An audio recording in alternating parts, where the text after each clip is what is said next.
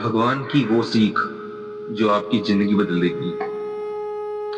वाराणसी की पतली गलियों में एक लड़का रहता था, आरव। उम्र बामुश्किल 22 साल, पर चेहरे पर 40 साल का बोझ दिखता था।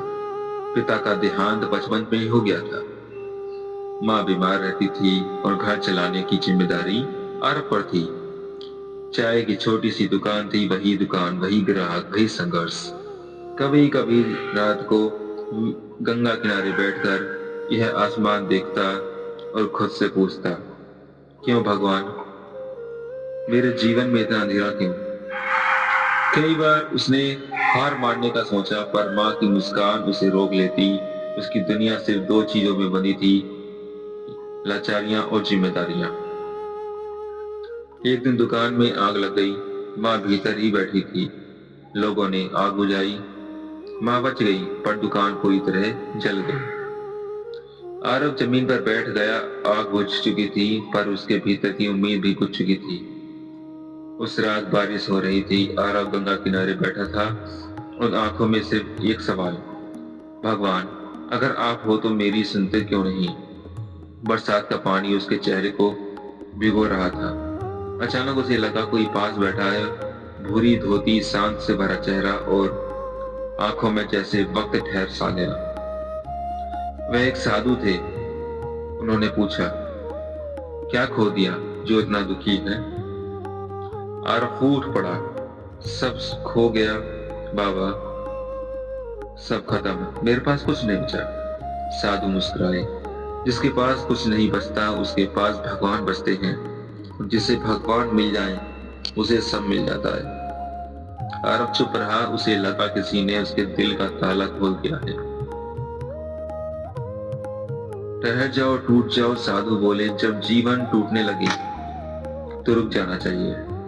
थोड़ी देर ठहर कर समझो कि गिराने वाला नहीं, उठाने वाला कौन है। उन्होंने अपने झोले से तो पत्थर निकाले, एक ही जमीन पर मार दिया, वह टूट गया। दूसरे को उन्होंने धीरे से रखा, वह सुरक्षित रहा। देखा टूटना दोनों को था, पर फर्क इतना था कि एक जल्दबाजी में टूटा और दूसरा समझदारी में बच गया। आरव उनकी बातें समझने लगा। उसका मन शांति से भर गया। साधु ने उसे एक छोटा सा कटोरा दिया और कहा, इसमें पानी भरकर यहाँ से घाट तक ले जाओ। अगर एक बूंद भी गिर गई तो वापस आकर फिर भरना पड़ेगा। आरव सावधानी से चलने लगा। पूरा रास्ता उसने बस कटोरे को देखा। घाट पहुंच गया बिना एक बूंद गिराए। साधु हंसे, तूने रास्ते में लोगों को देखा? आरव बोला, नहीं। किसने क्या कहा, क्या सुना? कुछ नहीं। साधु बोले, यही सीख है। जब इंसान अपने लक्ष्य पर केंद्रित होता है तो दुनिया की नकारात्मक बातें खुद ब खुद दिखाई देना बंद हो जाती है। साधु ने गंगा किनारे बैठे एक बूढ़े को दिखाया, जिसके पास झोपड़ी तक नहीं थी। एक बच्चे को दिखाया जो खाने के लिए भीख मांग रहा था। एक महिला को दिखाया जिसके पास दवा तक का नहीं थी। साधु बोले, तुम सोचते हो तुम्हारे पास कुछ नहीं है, लेकिन तुम उस दुकान के मालिक हो जो हजारों के सपने से भी ज्यादा है। तुम्हारे पास माँ है और कोई माँ की एक सांस के लिए तरस रहा है।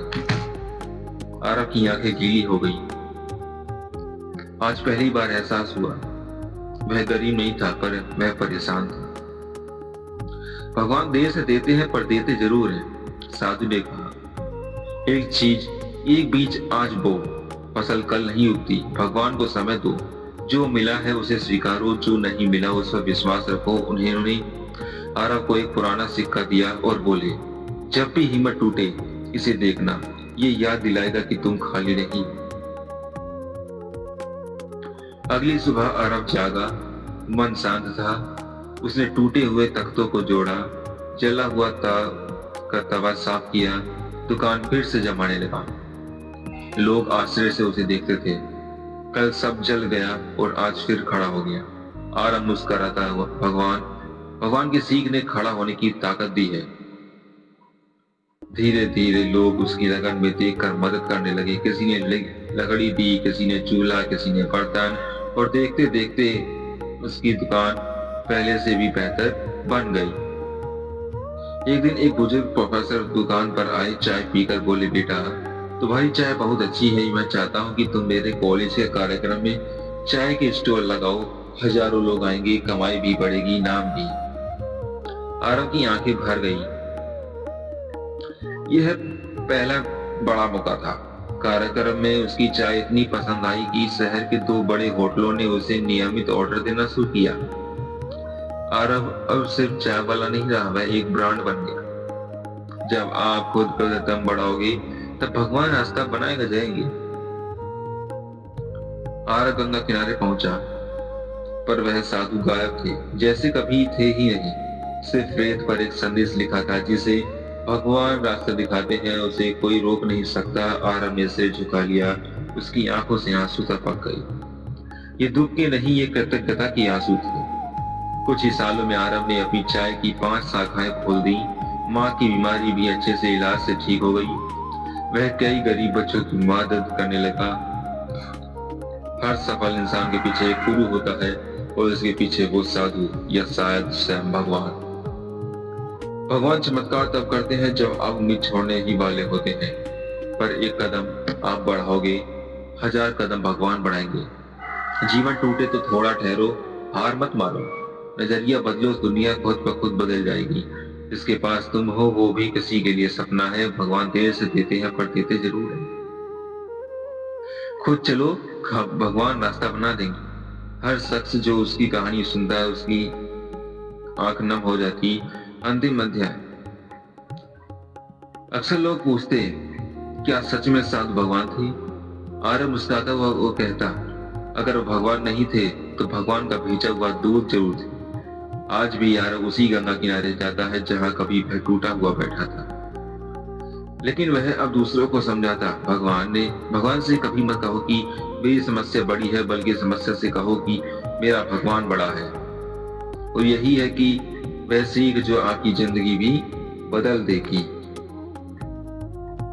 धन्यवाद।